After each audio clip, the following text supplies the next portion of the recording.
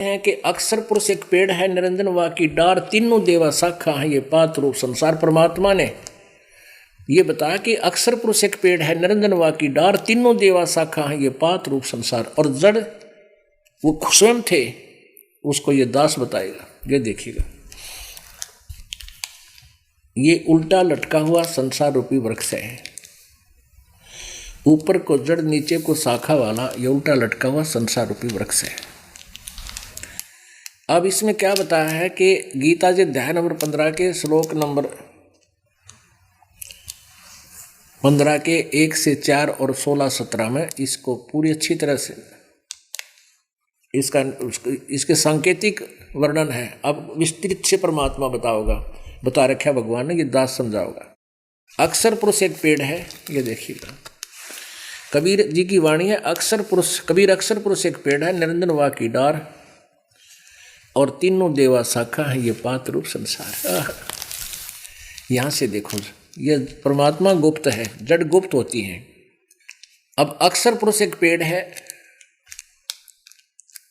ये तना जो है ये अक्षर पुरुष है, इसको पर ब्रह्म भी कहते हैं, अक्षर ब्रह्म भी कहते हैं।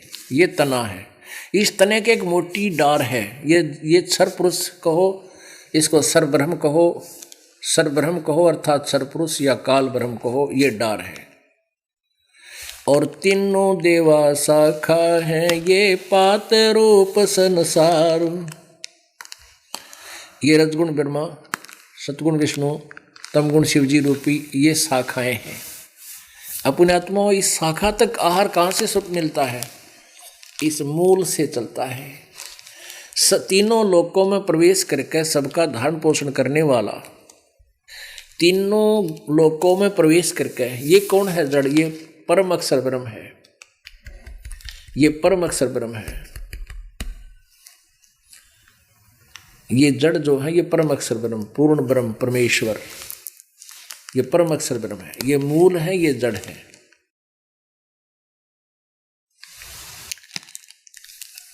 अब ये अक्षर पुरुष एक पेड़ है, निरंजन वा की डार, ये अक्षर पुरुष, ये सर पुरुष, और ये तीनों देवा शाखा हैं ये पात रूप संसार। पुण्यात्मा, प्रत्येक सत्संग में बहुत से भक्तजन श्रद्धालु जिनको ये पुस्तकें मिली हैं और टेलीविज़न के माध्यम से ये अमृत ज्ञान उन तक पहुंचा है प्रभु की कृपा से, वो अब यहाँ आ रहे हैं। दूर दूर देश से बहुत आ रहे हैं, दूसरे प्रांतों से बहुत आ रहे हैं। अब उनका सौभाग्य है कि उनको 3 दिन यहाँ रहना होगा और तीनों दिन वो परमात्मा की भक्ति सुनेंगे, आंखों प्रमाण देखेंगे, और फिर शेष समय में यहाँ के पुराने भक्तों से वो मिलेंगे, चर्चा करेंगे। कोई दुखी है वो कहेगा मैं इतना दुखी था, इस पृथ्वी पर कोई प्राणी नहीं होगा और यहाँ आने से मुझे इतना लाभ हुआ। अब हम किसी और के माध्यम से कहें तो इन्होंने सोचा इन एजेंट बना रखे होंगे। यहाँ तो एक नहीं 1000 आप न पाओगे, बल्कि कई हजार। नो कहते हमारा ये बुरा हाल हो गया था, जिस दिन से कबीर परमेश्वर की शरण ग्रहण किया हमने बहुत गुना राहत मिली। ये दुख तो दूर होंगे ही होंगे। और जो सबसे बड़ा दुख जन्म और मृत्यु का है, जो ना ब्रह्म का मिट रहा, ना ब्रह्मा विष्णु महेश का समाप्त है, और ना ही पर ब्रह्म अक्षर ब्रह्म का मिट समाप्त है, और रोग और कटेगा आपका।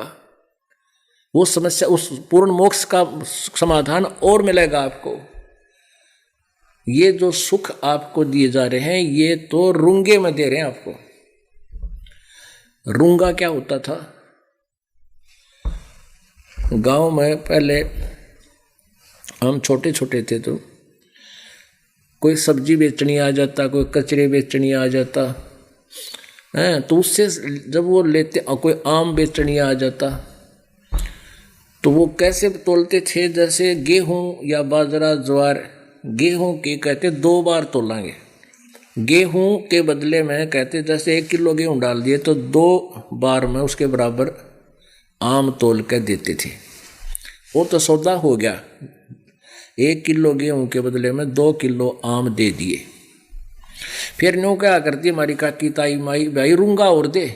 रूंगा मीन फ्री ऑफ कॉस्ट, तो वो 3-4 आम उठा के, एक आम देता पहले, ना भाई थोड़े हैं और दे, 2-3 आम और फ्री में देता, वो रूंगा क्या करते, वो सौदे में नहीं था, वो तो एक्स्ट्रा बेनिफिट। तो ये जो आपको यहाँ सुख मिलेंगे, किसी की कैंसर ठीक हो रही है, किसी का कोई बीमारी थी, किसी को बुरा हाल था, और तरह की 100 प्रकार के शारीरिक मानसिक या गृहस्थी कोई व्यवसाय में हानि थी, वो सुख होंगे, वो तो रूंगे में होंगे, आपके रूंगे में वैसे ठाके देने हैं। और असली जो सौदा है यहाँ का, वो तो जन्म और मृत्यु के इस रोग का नाश करना है। हमारा असली उद्देश्य वो है, सौदा हम वो करने आए हैं। तो आप यहाँ दुख और एक्स्ट्रा बेनिफिट जो आपको दिया जाता, वो तो रूंगे में देता भगवान, अपने कोटे में। यदि हमारे भाग में सुख होते, कर्म में, प्रारब्ध में, तो दुख ना आते। हमारे प्रारब्ध में दुख थे, परमात्मा कबीर परमेश्वर उस प्रारब्ध के पाप कर्म को काट के आपके सुख लिख देता है। अब आप जी ने देखा, अक्सर पुरुष एक पेड़ है, निरंजन वाकी डार, और तीनों देवा शाखा है, ये 5 रूप संसार। अब गीता जी अध्याय नंबर 4 के श्लोक नंबर 5 और 9 में गीता ज्ञानदाता कहता, अर्जुन तेरे और मेरे बहुत जन्म हो चुके, तू नहीं जानता, मैं जानता हूं। और अध्याय नंबर 2 के श्लोक नंबर 12 में इससे सिद्ध है कि गीता ज्ञानदाता भी नासवान है, इसलिए इसको सरपुरुष कहा। सरपुरुष, सरपुरुष, क्षरपुरुष माने अक्षर पुरुष, यानी सिद्ध है, नासवान। और एक अक्षर पुरुष, अक्षर माने अविनाशी, जिसका नाश ना हो, ऐसर, ऐक्षर। हम अपनी संत लैंग्वेज में उसको क्षर पुरुष और अक्षर पुरुष बोलते हैं। अक्षर, क्षर पुरुष या नासवान, अक्षर जो जिसका नाश ना हो। अपने आत्माओं, अब अक्षर पुरुष भी कहा इसको, और फिर भी ये ना अविनाशी नहीं बताया।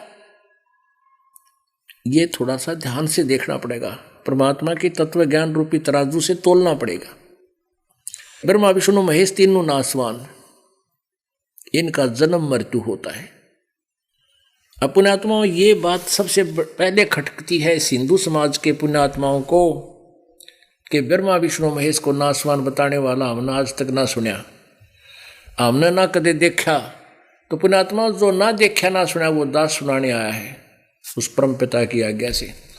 इसलिए यहाँ एक थोड़ा सा संकेत आपको एक प्रमाण देना पड़ेगा, नहीं तो ये पुण्यात्माएं आगे सत्संग सुने भी नहीं। अब देखिएगा, श्रीमद् देवी भागवत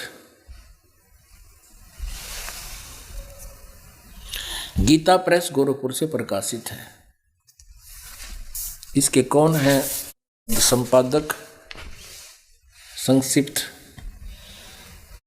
सचित्र मोटा टाइप, केवल हिंदी वाली। संपादक हैं हनुमान प्रसाद पोदार, चिमनलाल गोस्वामी, और ये गीता प्रेस गोरखपुर से प्रकाशित है। प्रकाशक में मुद्रक गीता प्रेस गोरखपुर, गोविंद मोहन कार्यालय, कोलकाता का संस्थान। फोन नंबर और फैक्स नंबर ये है इनके। अब ज़्यादा नहीं, इसका थोड़ा सा अंश लेंगे। 123 पृष्ठ पे, 123 पृष्ठ पे, तीसरा स्कंद,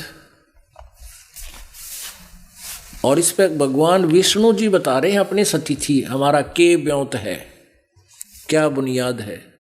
अपनी माता दुर्गा की महिमा करते हुए विष्णु जी कह रहे हैं, तुम शुद्ध स्वरूपा हो, यह सारा संसार तुम ही से उद्भासित हो रहा है। मैं विष्णु, मैं ब्रह्मा और शंकर, हम सभी तुम्हारी कृपा से विद्यमान हैं। हमारा आविर्भाव माने जन्म और तिरोभाव माने मृत्यु। हमारा तो जन्म और मृत्यु हुआ करता है, केवल तुम ही नित्य हो, जगत जननी और हो प्रकृति और सनातनी देवी हो। ये प्रकृति शब्द दुर्गा के लिए है, ये याद रखना, प्रकृति दुर्गा को भी कहते हैं।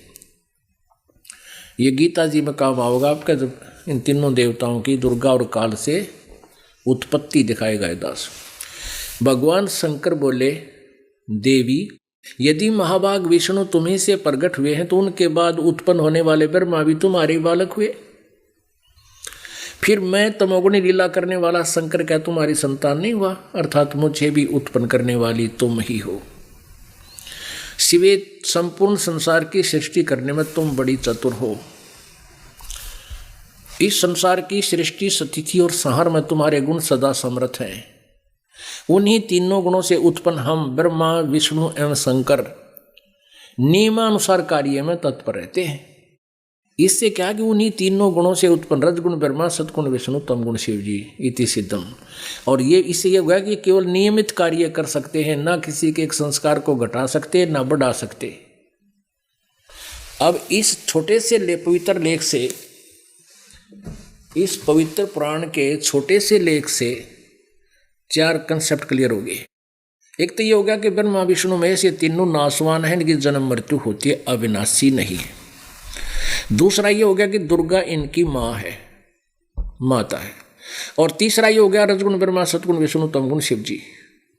चौथा ये हो गया कि ये केवल वर्क डन दे सकते हैं, आपके प्रारब्ध में कोई परिवर्तन नहीं कर सकते। आपके पुण्य है तब तक पुण्य देंगे, पाप आगे तक पाप भी आपकी मुंडी पकड़ कर देंगे, वो भी आपको देंगे। ये हल्ला नहीं देंगे आपको बाहर।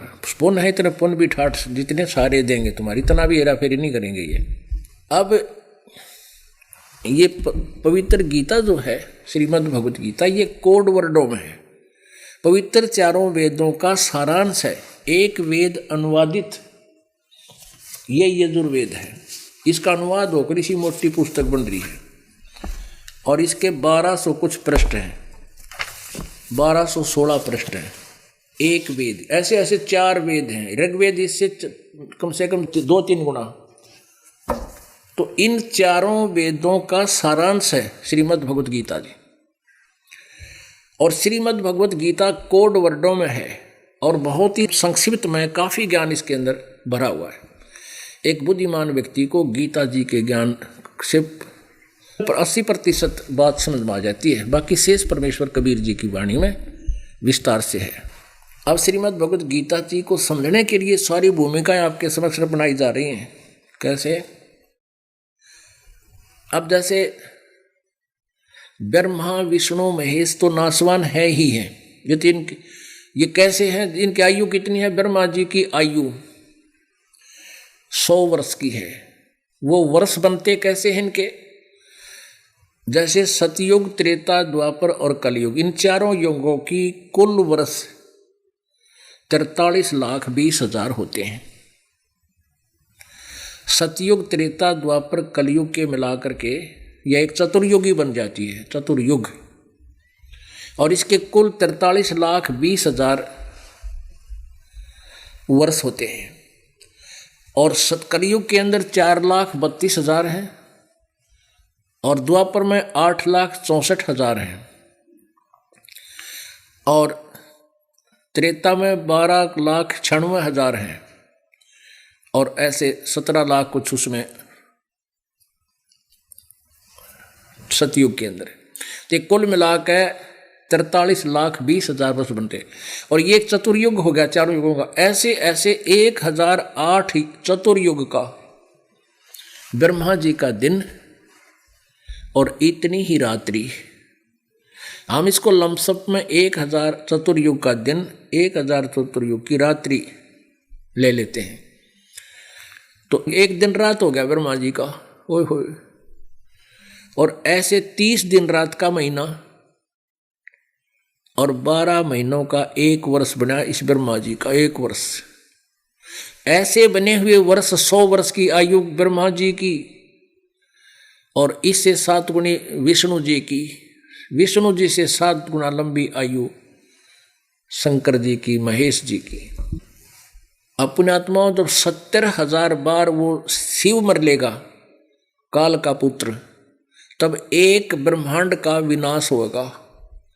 और ये ब्रह्मलोक में रहने वाला ये काल, ये ब्रह्म जो कहता मेरे भी तेरे बहुत जन्म हो चुके हैं अर्जुन, तू नहीं जानता मैं जानता हूँ, मेरे जन्म और कर्म दिव्य हैं, अलौकिक हैं। अब जैसे दिव्य कैसे हैं, अलौकिक कैसे हैं कि श्री कृष्ण में प्रवेश करके महाभारत का युद्ध करवाया गया, सारे कर्म इसने करे हैं। और वो आखिर में जो प्रतिज्ञा की थी श्री कृष्ण ने, मैं हथियार नहीं उठाऊंगा, वो बिठाया काल ने, श्री कृष्ण में प्रवेश करके। और जन्म कैसे इसके अलौकिक हैं, ये ऐसे इसका एक ब्रह्मांड का नाश होगा और ये ऊपर रहता ब्रह्मलोक में ये काल। तो 70,000 जब त्रिलोकीय शिव मर लेंगे, ये ब्रह्मा विष्णु महेश्वर की जब टर्न वाइज जैसे मृत्यु हो रही है, उसमें एक काल मरेगा, ये इस शरीर को छोड़ देगा, इसकी मृत्यु हो जाएगी, इसको बहुत परेशानी होगी, मृत्यु होगी जब इसकी बहुत बुरी तरह इसके जैसे लाख भी चूक डंक मारते हैं ऐसे इस काल को पीड़ा होगी। और बहुत का कुछ समय तक ऐसे भुगत कर ऐसे दुर्गा ऐसे ही हो तब इनकी मृत्यु होगी। ये शरीर यहाँ रह जाएगा, सब प्राणी, ये पूरा ब्रह्मांड विनाश में आ जाएगा। ये पूरे के पूरे सभी, वो काल भी, दुर्गा की आत्मा भी और हम सभी की जो यहाँ रह जाएंगे पार नहीं हुए, वो दूसरे ब्रह्मांड में ऑटोमेटिकली चले जाएंगे। वहाँ सूक्ष्म रूप में जीव होंगे और काल और दुर्गा का वहाँ जाते ऑटोमेटिकली शरीर युवा बन जाएगा उस क्षेत्र में, ऐसा वातावरण होगा, औरों का नहीं बन पाएगा। ये परमात्मा का विधान कबीर परमेश्वर का है। ये युवा होंगे, फिर अपने ही दोनों के संयोग से फिर ये उत्पत्ति फिर शुरू होगी जीवों की। तो जो एक बार एक ब्रह्मांड का विनाश होगा, 70,000 बार ये त्रिलोकीय शिव की मृत्यु हो लेगी, एक युग होगा इस अक्षर पुरुष का, ए ओनली युग। यहां चतुर्युग नहीं चलेगा, यहां केवल युग चलता है। उस अक्षर पुरुष यानी परब्रह्म का एक युग होगा। ऐसे ऐसे 1000 युग की उस परब्रह्म की का दिन और इतनी ही रात्रि, 1000 युग का दिन उतनी ही रात्रि, ऐसे बने हुए युग उत्तरा गजब युग। और ऐसे 30 दिन रात का एक महीना और 12 महीने का एक वर्ष और 100 वर्ष की आयु उस अक्षर पुरुष की है। अब इसको अक्षर पुरुष इसलिए कहा कि इतनी लंबी उम्र है, यूं कद मरेगा, इसलिए इसको गीता जी अध्याय नंबर 15 के श्लोक नंबर 16 में अक्षर पुरुष कहा है। मरे तगा, लेकिन इतनी लंबी उम्र हो लेगी जब मृत्यु होगी, इसलिए गीता जी अध्याय नंबर 15 के श्लोक 17 में कहा कि उत्तम पुरुष है तू अन्य, वो पुरुषोत्तमता कोई और भगवान है जिसको परमात्मा कहा जाता है, और वही तीनों लोकों में प्रवेश करके सबका धारण पोषण करता, वो है अविनाशी, वास्तव में अविनाशी वो परमात्मा है, उसको परम अक्षर ब्रह्म कहते हैं।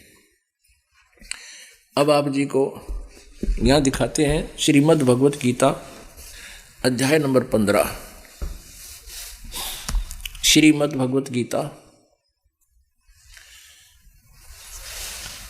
गीता प्रेस गोरखपुर से प्रकाशित है।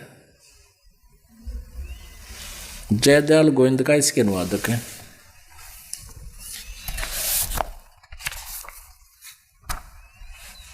अध्याय नंबर 15 का श्लोक नंबर 1 से 4।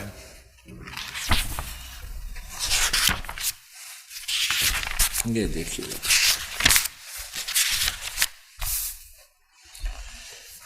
अथ पंचदशो अध्याय 15। ऊर्ध्व मूलम अध शाखम, ऊर्ध्व मूलम अध शाखम अश्वत्थम प्राहु अव्यम छंदासी यस्य प्रणानी ये तम वेद स वेदवित।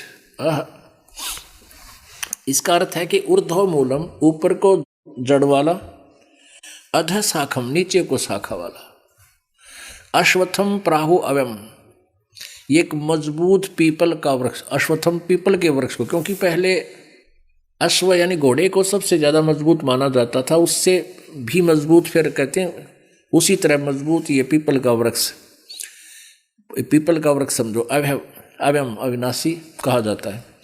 छंदासी यस्य प्रणानी, छंद माने विभाग, न्यारे न्यारे छंद होते हैं ना, तो कहते हैं ये छंद में जो समझो ये उसके पत्ते, उसके सब पत्ते आदि सभी छंदों को ये तम वेद जो जानता है, स वेदवित वह वेद के तात्पर्य को जानने वाला है। वेदवित यानी तत्वदर्शी संत है। इन्हीं के अनुवाद को देखेंगे।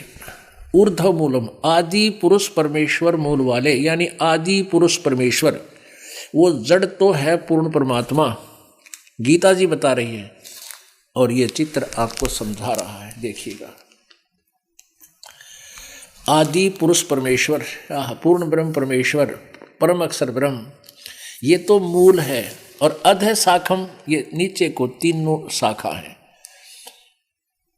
रजगुण ब्रह्मा, सतगुण विष्णु, तमगुण शिव जी, तीनों गुण रूपी शाखा। अब गीता ज्ञान दाता ने इतना ही बताया है, जब देखिएगा, आदि पुरुष परमेश्वर मूल वाले, ऊपर को जड़ तो पूर्ण परमात्मा है, अध शाखम, यहाँ ब्रह्मा रूप मुख्य शाखा वाले, ये गलत अनुवाद है।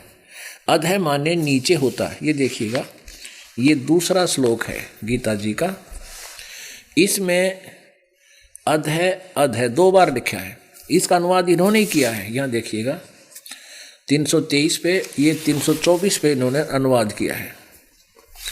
अध माने नीचे और अध माने नीचे, अध का अर्थ होता ही नीचे है, नीचे। तो अब हम फिर अनुवाद स्वयं करेंगे, क्योंकि इन्होंने तो अड़ंगा करण का ठेका ले रखा था, पता नहीं था ज्ञान का, तत्व ज्ञान से परिचित नहीं थे, इसलिए कुबाड़ अड़ंगाई कर दिया। ऊर्ध्व मूलम, ऊपर को आदि पुरुष परमेश्वर वाले रूपी तो जड़ है संसार रूपी वृक्ष की, नीचे को शाखम, अध शाखम, या नीचे को शाखा वाला, ये संसार रूपी पीपल के वृक्ष को अविनाशी कहते हैं। इन्होंने छंदों को वेद बोला है, जैसे भी वेद जिसके पत्ते कहे गए, हमने अपना निष्कर्ष लेना है। उस संसार रूप वृक्ष को जो व्यक्ति मूल सहित तत्व से जानता है, स वेदवित, स वेदवित, स माने वह, वेदवित माने वेद के तात्पर्य को जानने वाला, अर्थात तत्वदर्शी संत है। यहाँ देखिएगा 2 में, उस संसार वृक्ष की तीनों गुण रूप है, तीनों गुण रूप है, जल से बड़ी हुई, विषय परवाला शाखा, विषय परवाला शाखा, विषय भोग रूप कोपलों वाली देव मनुष्य और तरकादि योनि रूपी शाखाएं, ये कीतड़ंगा डायरे हैं। ये तीनों शाखाएं रजगुण ब्रह्मा, सतगुण विष्णु, तमगुण शिव जी। अध माने नीचे, ऊपर, और ऊर्ध्व माने ऊपर फैली हुई हैं, सर्वत्र नहीं है। ये ऊपर स्वर्गलोक में, नीचे पाताल लोक में, पृथ्वी लोक पर ये बोला ही जा रहा था ज्ञान। मनुष्य लोक में कर्मों के अनुसार बांधने वाली, यानी जैसा जिसने कर्म किया है उसको अनुसार रखने वाली, नियमित रखने वाली, कर्मों के अनुसार बांधने वाली, मूलानी, मुख्य कारण है, अहमता ममता वासना नहीं, मुख्य कारण है जीवों को कर्मों के अनुसार यहाँ रोक के रखने के में ये तीनों देवता, नीचे और ऊपर सभी लोकों में नहीं, अनुसंततानी व्याप्त हो रही है। अब देखिए तीसरे में, अब यहाँ ये देखना कि तीनों गुण रूपी शाखाएं, ये दूसरे में अभी आपने देखा दूसरा श्लोक चल रहा था यहाँ पर, ये उस संसार वृक्ष की तीनों गुण रूप ये शाखाएं, ये विषय पर वाला शाखाएं नीचे और ऊपर फैली हुई हैं, सर्वत्र नहीं। अब यहाँ रजगुण ब्रह्मा, सतगुण विष्णु, तमगुण शिव जी, आप जी ने भी देख भी लिया, लेकिन थोड़ा सा क्लियर और करना पड़ेगा। अभी आप जी ने देखा था श्री मद देवी भागवत केवल हिंदी वाली में, अब संस्कृत विद संस्कृत आपको दिखाते हैं, ताकि आप जी का यो असंग जन्मों का अज्ञान अंधेरा आसानी से हट सके। ये तो खुरपियाँ पढ़ना पड़ा है कि सहज हटेगा। अब देखियो, ये संस्कृत सहित श्रीमद देवी भागवत हिंदी टीका सहित भाग 1,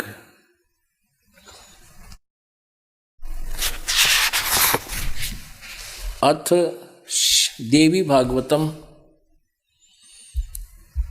सभाष्टिकम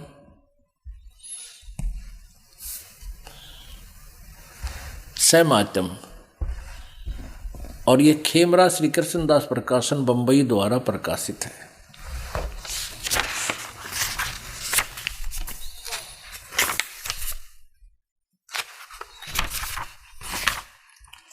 देखिएगा, इसके तीसरे स्कंद को दिखाते हैं। अथ श्रीमद देवी भागवते भाषा टीका युक्ते तृतीय सकंद प्रारंभते, तीसरा सकंद यहाँ प्रारंभ होता है। और इसके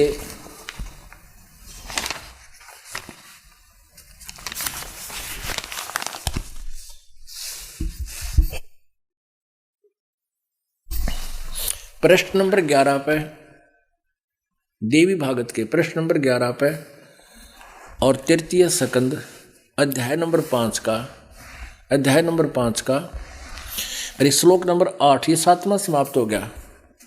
8 आपको सुनाते हैं। हे माता, शंकर भगवान बोल रहे हैं, यदि हमारे ऊपर सदा आप दया युक्त हैं हो तो हमको तमोगुण में किस प्रकार प्रधान किया। ब्रह्मा रजोगुण और हरि सतोगुण क्यों युक्त किया है। यहां देखना, अभी संस्कृत और देखेंगे बापा। यहां 7वां समाप्त हुआ, ये 8वां। यदि दया धर्मना न सदाम्बिके कथम अहम विहित च, कथम अहम विहित च तमोगुण है। मुझे तमोगुण क्यों उत्पन्न कर दिया, क्यों पैदा कर दिया। और कमल जय, कमल से उत्पन्न होने वाले ब्रह्मा को रजोगुण संभाव, रजोगुण क्यों उत्पन्न कर दिया। सुविहित किमु सतोगुण हरि, और विष्णु ने ये हरि कहे, विष्णु को आपने सतोगुण क्यों बना दिया। इति सिद्धम रजगुण ब्रह्मा सतगुण विष्णु तमगुण शिव जी।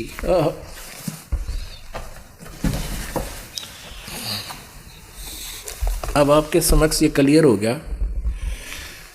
तीनों गुण रूपी रजगुण ब्रह्मा सतगुण विष्णु तमगुण शिव जी रूपी शाखा है, और मूल मालिक वो जड़ है। बीच का कोई विवरण गीता ज्ञानदाता ने नहीं दिया।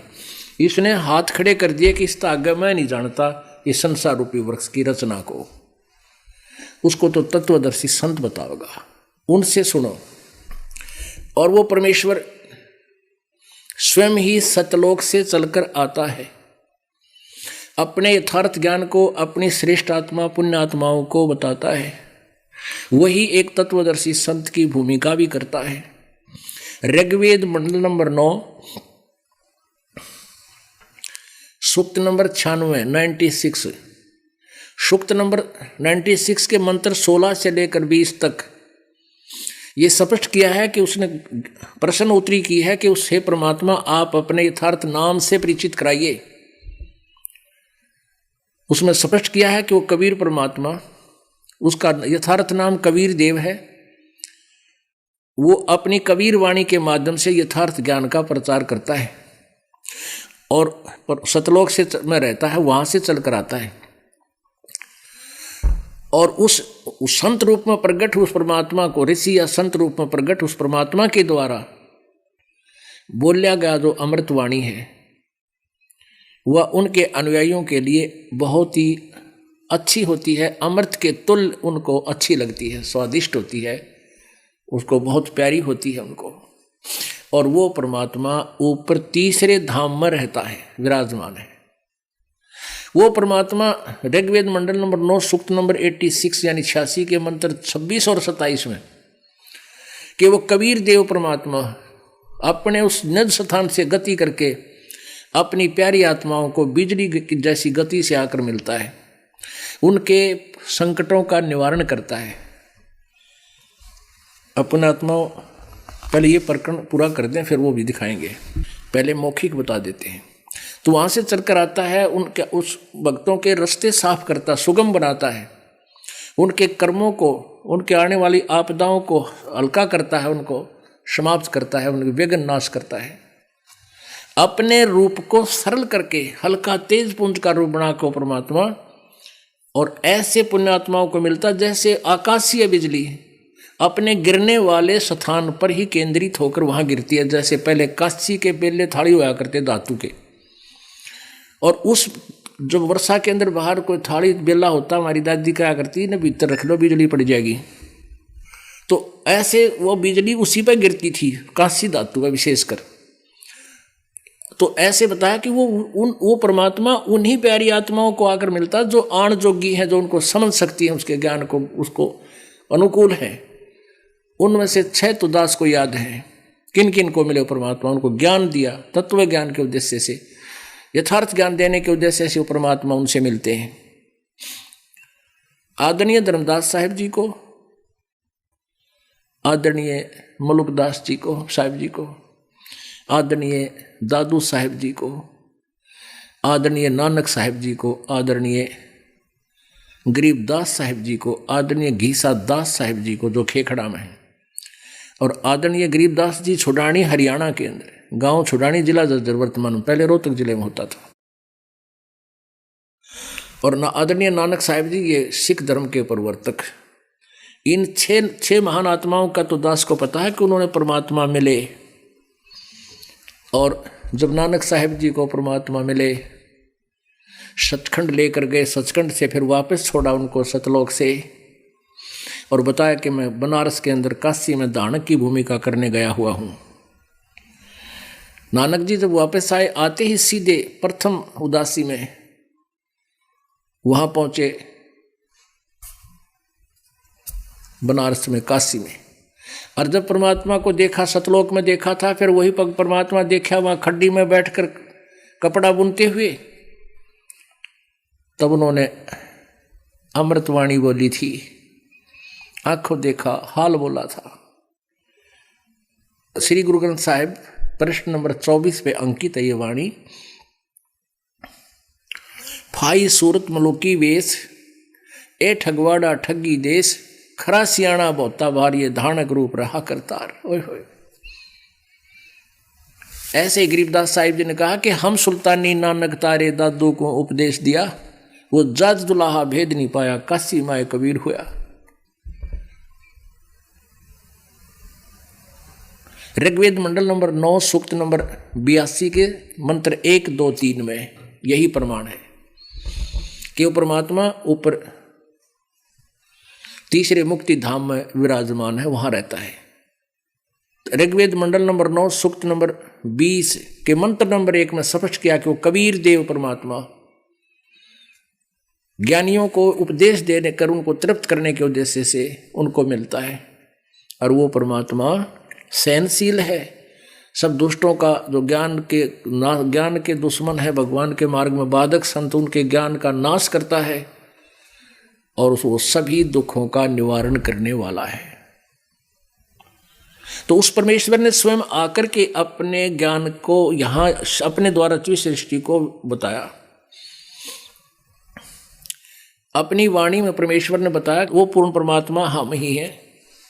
लेकिन यहाँ गीता ज्ञानदाता क्या कहता है कि मैं नहीं जानता, तेरे और मेरे डिस्कशन में, तेरे मेरे विचार काल में, अर्जुन गीता के ज्ञान में, मैं इस सृष्टि रचना के बारे में, संसार रूपी वृक्ष के पूरे सर्वांग के बारे में मैं नहीं बता सकता, क्योंकि उसके लिए ऑप्शन छोड़ रखा गीता जी अध्याय नंबर 4 के श्लोक नंबर 34 में, कि गीता अध्याय नंबर 4 के श्लोक नंबर 32 में, जिस सच्चिदानंद घन ब्रह्म की ब्रह्मणे मुखे, सच्चिदानंद घन ब्रह्म के ने जो अपने मुखारविंद से बोली हुई वाणी है, उसके अंदर पूरे विस्तार से ज्ञान कहा गया है, और उसको तत्वदर्शी संत बताएगा, उनसे समझो, गीता अध्याय नंबर 4 के श्लोक नंबर 34 में कहा है। तो गीता ज्ञानदाता अपरिचित यथार्थ ज्ञान से, तत्व ज्ञान से, यहां ये क्या कह रहा है कि यहां तेरे मेरे और डिस्कशन में मैं पूर्ण रूप से नहीं बता पाऊंगा।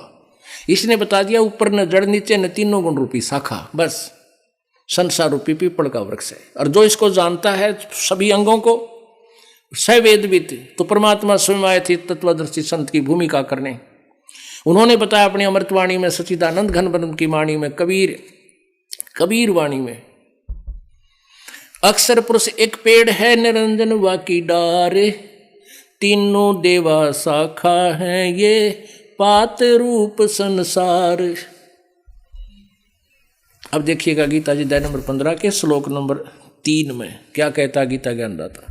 अध्याय नंबर 15 के श्लोक नंबर 3 में, इसका श्लोक नंबर 3 यहां से प्रारंभ हुआ। इस संसार का स्वरूप जैसा कहा है, वैसा यहां विचार काल में नहीं पाया जाता। विचार काल माने तेरे मेरे इस गीता वाले डिस्कशन में, इस विचार विमर्श में मैं नहीं बता पाऊंगा, क्योंकि न तो इसका आदि है और न ही इसका अंत है, तथा न ही इसकी अच्छी प्रकार से स्थिति ही है, यानी मुझे नहीं मालूम। इसलिए इस सुविरूढ़ मूलम, इतना ये गलत लिखा है, अति दृढ़ मूल वाले, यानी जो मूल मालिक है वो तो अविनाशी है, दृढ़ है, वो नाश में नहीं आता। संसार रूपी पीपल के वृक्ष को, इस पूरे संसार रूपी वृक्ष को समझ, दृढ़ वैराग रूप शस्त्र द्वारा काट कर, यहां वैराग रूप नहीं,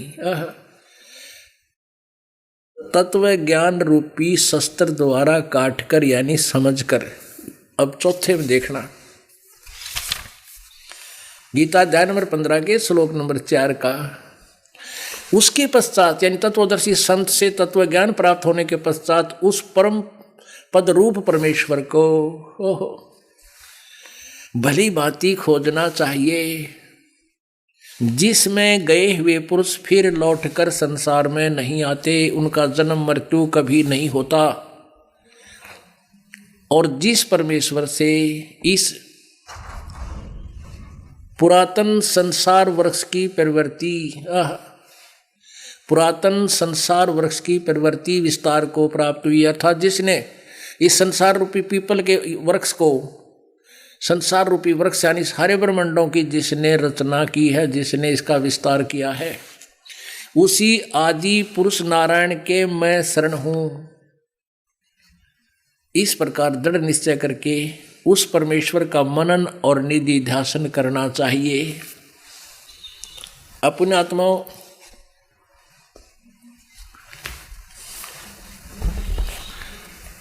आप जी ने अपनी आंखों से इस पवित्र श्रीमद् भगवत गीता रूपी शास्त्र को देखा।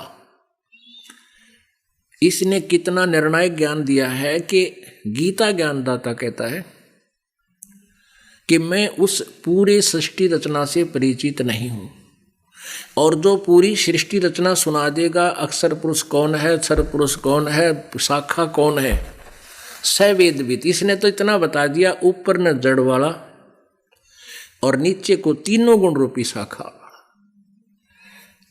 ये उल्टा लटका संसार भी वृक्ष है, और यहां विचार काल में है, और जो इसको पूर्ण रूप से बता देगा सवेदविद, वो तत्वदर्शी संत है। और कहता है यहां विचार काल में तेरे और मेरे विवेचन में मुझे उस संसार रूपी वृक्ष की स्थिति कति ज्ञान नहीं, मुझे इसका कोई पता नहीं, इसके आदि और अंत का। और जब वो तत्वदर्शी संत तुझे मिल जाए, तत्व ज्ञान रूपी शस्त्र से इसको काट कर अज्ञान का नाश करने के पश्चात उस परम पद परमेश्वर की, उस परमेश्वर के उस परम पद की खोज करनी चाहिए, जहां जाने के बाद प्राणी फिर लौट कर संसार में कभी नहीं आते, जिनका फिर कभी जन्म नहीं होता। अब इससे पहले आपको गीता अध्याय नंबर 4 के श्लोक नंबर 5 और 9 और दिखावांगे। देखो गीता जी अध्याय नंबर 4 के और श्लोक नंबर ये 5 है नीचे, इसका अनुवाद यहां किया है। हे परंतम अर्जुन, मेरे और तेरे बहुत से जन्म हो चुके हैं, उन सबको तू नहीं जानता, किंतु मैं जानता हूं। इस 9 में अध्याय नंबर 4 के श्लोक नंबर 9 में कहा कि मेरे, हे अर्जुन, मेरे जन्म और कर्म दिव्य हैं, दिव्य हैं, अलौकिक हैं। गीता जी अध्याय नंबर 2 के श्लोक नंबर 12 में आपको दिखाते हैं, ये देखिएगा। गीता श्रीमद् भगवद गीता अध्याय नंबर 2 के और श्लोक नंबर 12 में न तो ऐसा ही है कि मैं किसी काल में नहीं था, अथवा तू नहीं था, अथवा ये राजा लोग नहीं थे, और न ही ऐसा ही है कि इससे आगे हम सब नहीं रहेंगे। इससे सिद्ध हो गया कि पहले भी अपने जन्म मृत्यु हुए, आगे भी होते रहेंगे। अब देखना अध्याय नंबर 2 का ही श्लोक नंबर 17 निर्णय देता है।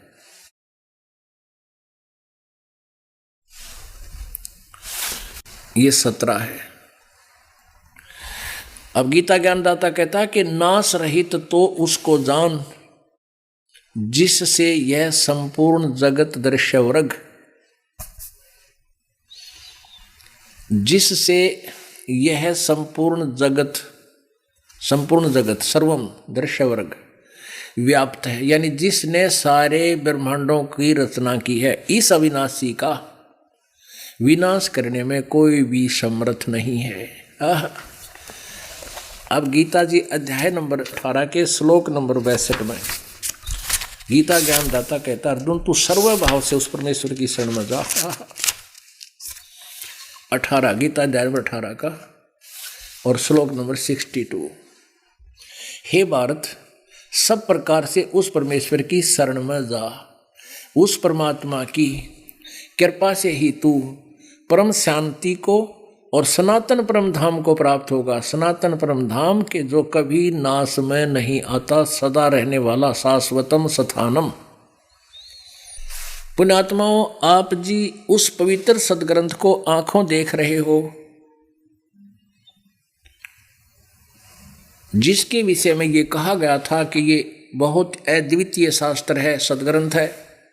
लेकिन इसमें क्या लिखा है ये न तो आप जानते थे और ना ही वो गुणगान करने वाले जानते थे। 4 लाइन गोट रखी थी, गीता जी का सार बताते थे। तू कहाँ से आया था अर्जुन, तेरा क्या जाता है, आत्मा तो अमर है, शरीर तो नाशवान है, तू क्यों चिंता करता है। ये 4 बातें लिख के गीता जी का सार। गीता जी का सार तो ईब होगा, ये 6 दिन में भी ना पूरा हो। इन 4 लाइनों में गीता जी का सार पूरा हो जाता है। तो पुण्यात्मा हुए नकली थे सारे। क्या बताते हैं परमात्मा, मोती मुक्ता दर्शत नाही, ये जग है सब अंदरे, दिखत के तो नैन चश्म, इनको फिरा मोतिया बंदरे। संस्कृत भाषा के बोलने वाले हमें ऐसे लगते थे, इन्हों तो दिखा करते बड़े विद्वान हैं, संस्कृत भाषा बोलते हैं। परमात्मा कहते हैं ये तो इनका तो मोतियाबिंद हो रहा था। जैसे किसी का मोतियाबिंद हो जाए, उसकी आंखें स्वस्थ दिखाई देती हैं, ओके, लेकिन उसमें दिखता कती नहीं। वो नपट अंधा होता है और आंख कती साफ, उसमें लगे कोई ना कोई डिफेक्ट है। तो ये ऐसे हम ना दिखते थे संस्कृत के ज्ञाता, ये मंडलेश्वर ऋषि, मैं ऋषि ब्राह्मण। परमात्मा कहते हैं इनके विषय में बताया कि इनको मोती, मोक्ष रूपी मोती, अर्थात ये यथार्थ ज्ञान और यथार्थ मंत्र इनको नजर नहीं आता। मोती मुक्ता दर्शत नाही, ये जग है सब अंदरे, दिखत के तो नैन चश्म, इनको फिरा मोतिया बिंदरे। आंख तो दिखे इनका, विद्वान तो दिखे थे, दिखाई दे रहे थे विद्वान है, लेकिन इनका मोतियाबिंद था अज्ञान का। अब परमात्मा कबीर जी ने यह मोतियाबिंद का ऑपरेशन कर दिया इस दास का, और दास ने यह हॉस्पिटल खोल लिया आपका मोतियाबिंद हटाने का। और ये ऐसे ही हटेगा, रह रह कर देखोगे, सुनोगे सदग्रंथों को, आपका आत्मा गदगद हो जाएगी। रोग तक कटेंगे, आपका ये दारिद्र भी नाश होगा, आपको इतना धन दे देगा कि आपका समझ में को नहीं आओ भगवान ये वो परमात्मा है। लेकिन ये फिर ये भी ज्ञान हो जाएगा, ये धन तेरा शत्रु भी बनेगा। फिर ये धन गणा नहीं चाहिए आपने। आप इतना मांगोगे, साईं इतना दीजिए, जा मैं कुटुंब समावे, हम भी भूखे ना रहें, अतिथि न भूखा जावे। आप गणा धन नहीं मांगोगे मालिक से, इतना दे दिए दाता, हम भी भूखे ना रहें और कोई काम ना अड़े, जिसमें कुटुंब समावे। कुटुंब समाने का मतलब है रिक्वायरमेंट ऑफ फैमिली, परिवार की आवश्यकता पूरी हो, बस गढ़ा ना दिए दाता। तो पुण्यात्मा, अब जो प्रसंग चल रहा है, अब 15वें अध्याय के 16 और 17 में ये 3 परमात्मा बताए हैं, ये क्लियर करते हैं।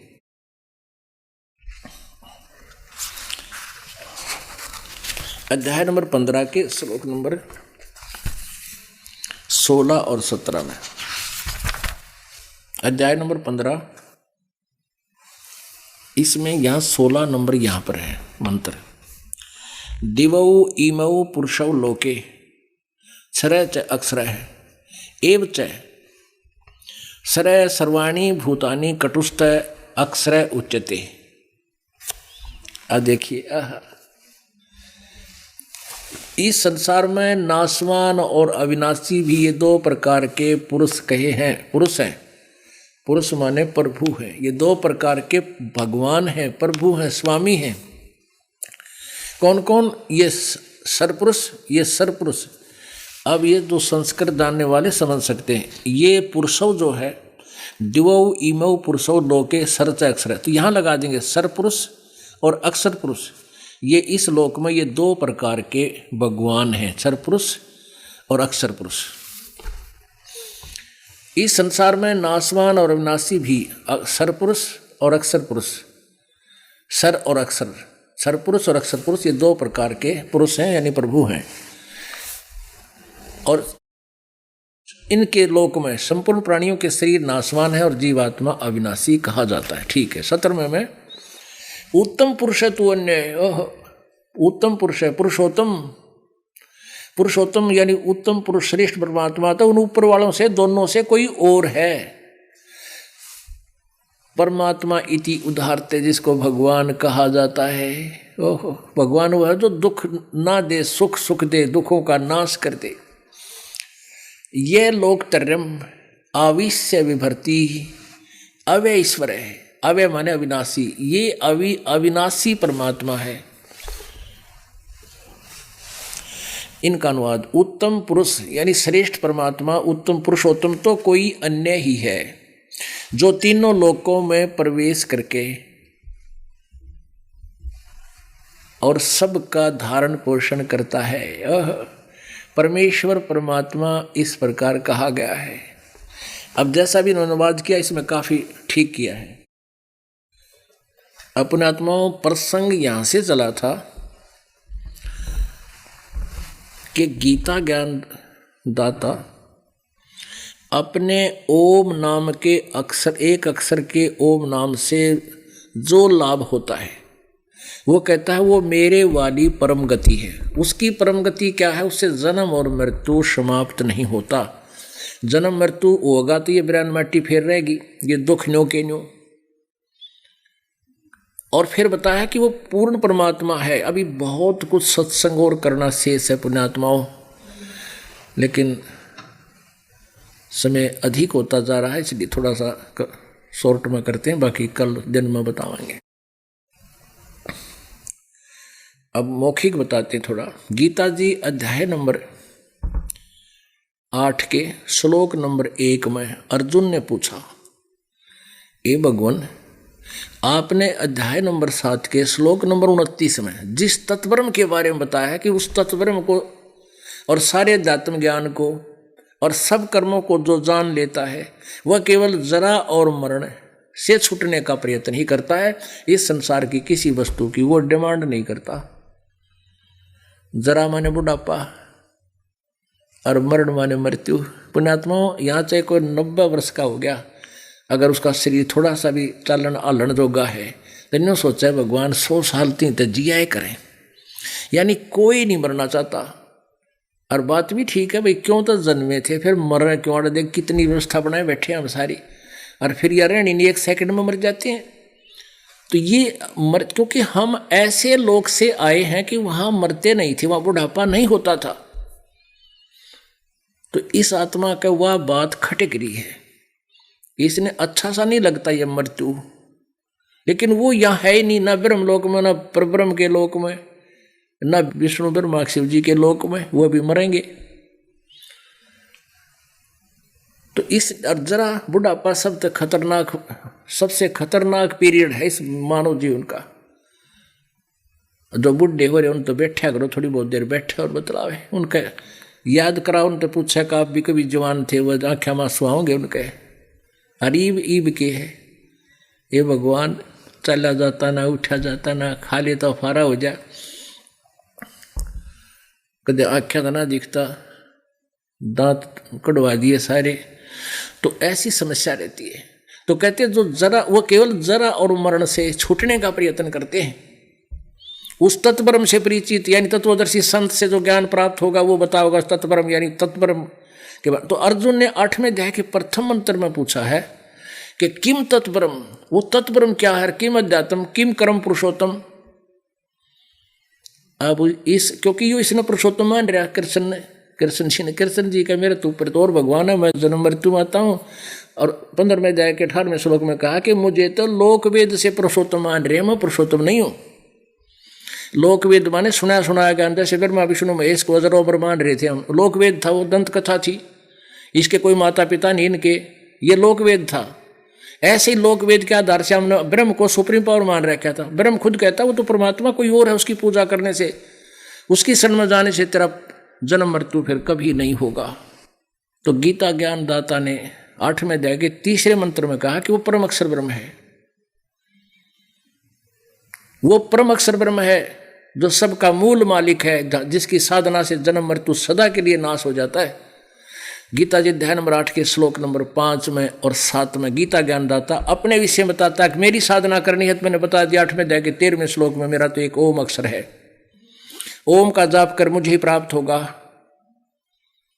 और 8वें अध्याय के 8, 9, 10 3 श्लोकों में उस परम अक्षर ब्रह्म के बारे में बताया कि उसकी साधना करेगा तत्वदर्शी संत से उपदेश लेकर, तो उस परमेश्वर के पास चला जाएगा, जहां जाने के बाद फिर लौटकर वापस नहीं आते। उसका मंत्र कहां बताया, 17वें अध्याय के 23वें श्लोक में बताया कि इसमें सांकेतिक शब्द है। 17वें अध्याय के 23वें श्लोक में ओम तत्सत, ओम तो ब्रह्म का जाप है, वो एक अक्षर, और तत् ये सांकेतिक, इस पर ब्रह्म अक्षर पुरुष का जाप है। ये दास बताएगा और कोई नहीं इसका अधिकारी बताने वाला ना।